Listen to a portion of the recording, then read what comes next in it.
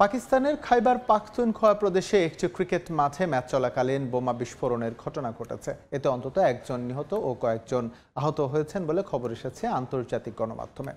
শনিবার পাখতুনখাওয়ার বাজৌর জেলার খার তেহসিল এলাকায় কাউসার ক্রিকেট গ্রাউন্ডে বিস্ফোরণের পর আকাশে ধোঁয়া ছেয়ে যায়। প্রাণ বাঁচাতে মানুষ ছোটাছুটি শুরু করেন। স্থানীয় পুলিশ জানায় আইইডির মাধ্যমে বিস্ফোরণ ঘটানো হয়েছে। সুনির্দিষ্ট লক্ষ্য নিয়ে এই হামলা চালানো হয়েছে বলেও দাবি পুলিশের। বিস্ফোরণের পর ঘটনাস্থলে একজন প্রাণ হারান, আহত হন কয়েকজন, যাদের মধ্যে শিশুও রয়েছে। আহতদের স্থানীয় হাসপাতালে চিকিৎসা দেওয়া হচ্ছে।